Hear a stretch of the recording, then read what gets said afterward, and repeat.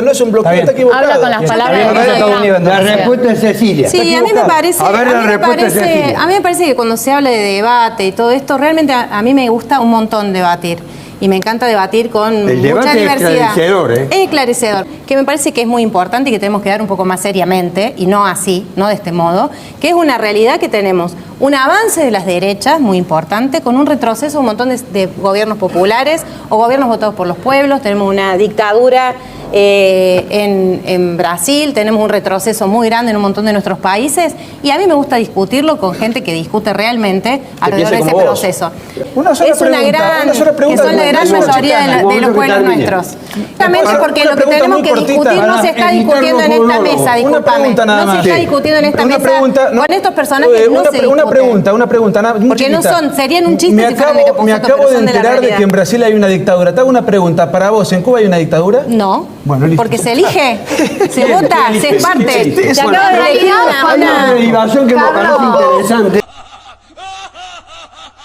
¡Ay, pero qué idiota! Sí, de Lula, ¿qué piensan ustedes? Qué Sí, gracioso. fachos. De Lula, ¿qué piensan ustedes, fascistas? ¿De Lula? Bueno, sí. está procesado por delincuente. Vaya, no encuentro fallas en su lógica. ¿Qué fue lo que pasó? ¿Por qué decidieron contar ese tipo de situaciones que les tocó vivir? Nos pareció que era momento ya de dejar de estar en silencio. Era un problema muy naturalizado en el colegio que nosotras tal vez nos dábamos cuenta, pero al ser alumnes y al ser, como si se quiere decir, subordinadas de esta situación, no teníamos la voz ni el espacio para hacerlo. Después de hablarlo con todas nuestras compañeras, de hacer notar este problema para que todos en todos lados se puedan dar cuenta, que es algo que tiene que dejar de ser natural. Miren, ese niño es mongolito. Porque no nos resultan relevantes nuestros nombres, ni somos somos representantes de un colectivo y hablamos en función de eso. A ver, Eduardo, yo digo, ¿miedo a qué tenían en ese momento? Primero, miedo a muchas cosas. En principio no estábamos atravesadas por el feminismo como estábamos hoy en día y no sabíamos que el empoderamiento nos llevaba a dejar de tener miedo. Si sos abusada, si hay intento de abuso, si alguien te toca, primero, no importa miedo el a preguntas feminismo, como la que me estás haciendo vos de cuestionamiento. No importa o una fiscal, vas a ir, te vas a sentar ante ella y vas a ratificar todo. En el caso de que me llame un fiscal, voy a asesorarme con los abogados que me estoy asesorando en ese momento para ver cómo seguir el tema. No entendí con quién. ¿Con quién? Con los abogados que me estoy representando yo en este momento como grupo colectivo de mujeres y disidencias. ¿Qué profesión es abogades? No es una carrera reconocida en la República Argentina. Mira, me parece totalmente un golpe bajo que me vengas a chicanear por el lenguaje inclusivo. El lenguaje inclusivo es algo que todos sabemos cómo funciona. Claro que no. Abogadas y Muy todos bien. los tipos de personas que pueden ser abogadas abogados o abogades. Muy bien. ¿Ustedes dijeron algo? Cuando hicieron algún tipo de denuncia, levantaron la voz, cuando una joven en tu colegio fue abusada en el medio de una toma, ¿hicieron algo o no hicieron nada? Pues sí, güey, no mames.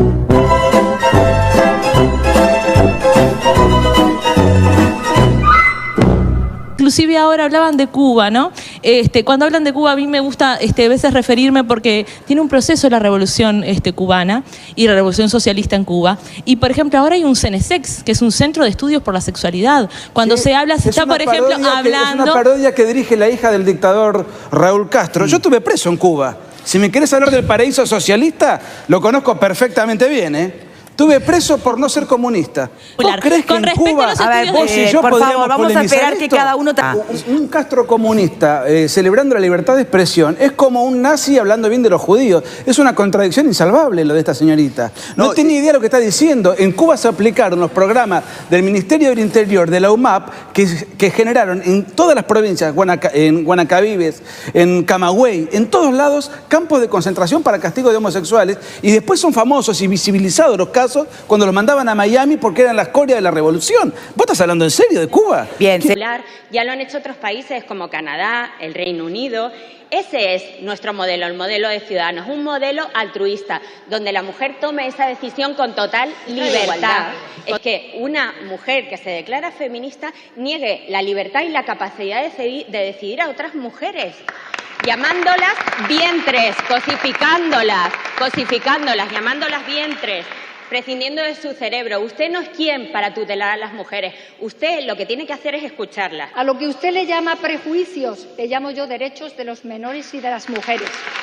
Y usted le llama prejuicios. A los menores los han nombrado ustedes, no yo. Los menores están por encima de todo esto. Respételo usted, porque yo no los he nombrado. Yo entiendo, como casi cualquiera, bien y de modo profundo humanamente hablando, que haya hombres y mujeres que tengan el deseo de la paternidad y de la maternidad. Pero el deseo no es el derecho. Y lo que sí tienen derecho son las mujeres del mundo, todas, y los niños y las niñas. Y la gestación no puede estar separada del parto y del derecho íntegro físico y psicológico de las mujeres, y usted lo sabe porque el Comité de Bioética de nuestro país lo ha dicho. Están expuestas las mujeres pobres del mundo. Usted vive en el mundo maravilloso del altruismo. Alguien tenía que poner a ese idiota en su lugar. Bueno, en primer lugar, decirle que al diputado que, de hecho, la mujer que toma la decisión de abortar va y aborta. ¿Legalizado o no legalizado? O sea, esto ocurre en este momento, por eso digo que la legalización contempla todas las posturas. Ahora, Lorena habla de no negar una situación que ya existe, que es un hecho, que existe y está pasando. ¿Cuál es tu opinión, Existen Juan? situaciones estas en toda parte del mundo, es lógico. Ser progresista es autorizar a matar, yo creo que no, primero. Sin ni ser conservador tampoco ir a otras posturas. Seguimos con las posturas fundamentalistas. Segundo, se hablaba de la opinión de la mujer, se hablaba de la opinión del padre. Sí. Y la persona por nacer, ¿quién opina por él? Que no puede hablar, es un inocente víctima de situaciones sociales, de situaciones económicas, de problemas psicológicos, de problemas de pareja, de problemas de ausencia y deficiencia del Estado y ausencia y deficiencia de la sociedad. Es la víctima de todo eso. ¿Quién tiene que velar por él? Es nadie, es nada. Yo creo que ahí estamos partiendo ya de un error básico conceptual desde el punto de vista del derecho nada más. No hablo ni de la religión, ni de la filosofía, ni nada. Que de hecho entonces, el tema religioso tiene que quedar de lado en esto, bueno, ¿no? Estamos en un país no hablo de eso, no, pero hablamos de algo que existe, inedudable, con ver una ecografía, con darse cuenta, existe. Bueno, ¿quién defiende a ese inocente que termina siendo víctima de todo lo que dice la diputada? De la supuesta injusticia social, de los supuestos abortos clandestinos porque no tiene los accesos o no tiene la posibilidad, de un negocio. O sea, estamos en presencia de la víctima. ¿A quién? ¿Qué tiene que velar el Estado? ¿Qué tiene que velar, en este caso, nosotros los legisladores? Tenemos que velar a aquel que es víctima, que es inocente de toda esta situación. Lo sacamos del sistema, lo matamos, se acabó y se solucionó el problema. Yo creo que esa no es la salida, no es la salida racional, no es la salida madura y no es la salida dentro de lo que es el sentido común de lo que es un ser humano y el sentido común de que es cualquier sociedad, sea la sociedad holandesa, la sueca, la alemana, la argentina o la uruguaya. Avanzado en realidad, no retrocedido. Pero no gracias a la ideología de género, lo que el señor puso de manifiesto, y yo coincido plenamente, es un gran avance. Sí. Ese avance no es propio de la izquierda, sino del liberalismo, que pone a la mujer en igualdad con el hombre, que le da al homosexual o a cualquier minoría sexual plenos derechos para vivir su intimidad como le plazca. Esos son avances del occidente liberal y capitalista. Y obviamente son avances del siglo XX en los países liberales y capitalistas, no en China, no en Cuba, no en la Unión Soviética. Ahora bien, una cosa es la igualdad ante la ley, y eso son conquistas que ya están asentadas, y otra cosa es lo que se vive en el siglo XXI. ¿Qué es? A ver. Que es otra cosa. Vamos a poner un ejemplo. Hablábamos de las minorías sexuales. Sí. ¿En qué lugares del mundo se llevan adelante las manifestaciones pro-gay, pro-LGBT, todos estos movimientos tan violentos, por otra parte? ¿En qué lugares del mundo se llevan adelante todas estas protestas?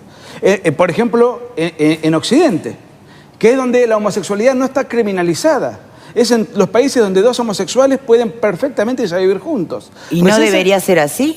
Pero entonces, ¿para qué protestan? Si lo pueden hacer perfectamente. ¿Por qué dice que son violentas? En Uruguay no son violentas, ¿cómo? discúlpeme. En Uruguay la marcha pero si del orgullo nos gay acaban no de es decir una que marcha mañana violenta. tenemos una manifestación en repudio a nuestra presencia. No, pero usted habla de... O sea que manifestarse es violencia. Manifestar un repudio por presentar un libro.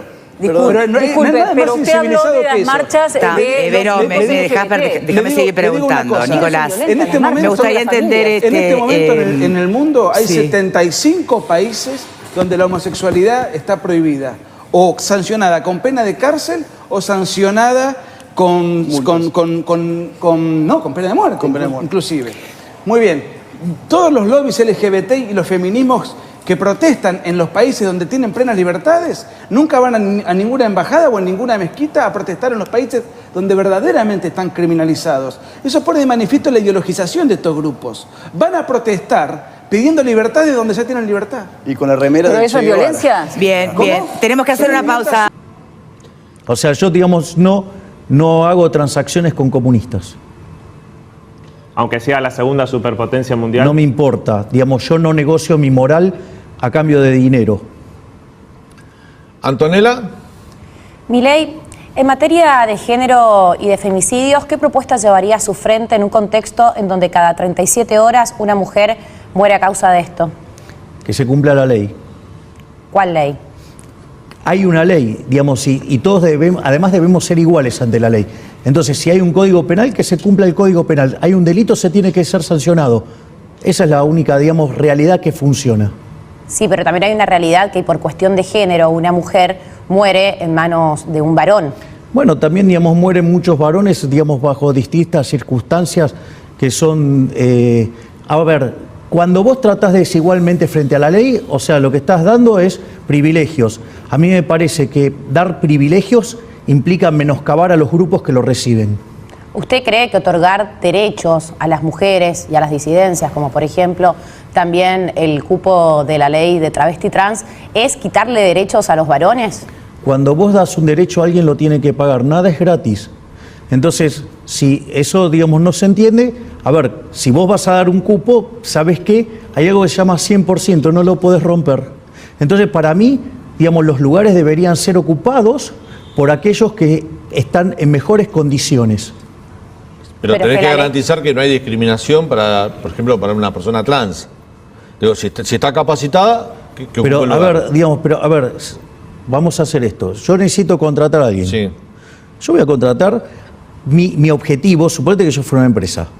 Mi objetivo es maximizar beneficios. Entonces, ¿qué es lo que voy a hacer? Y voy a contratar al que me dé el mejor servicio al menor precio. Digamos, es lo mismo que vos haces cuando vas al supermercado.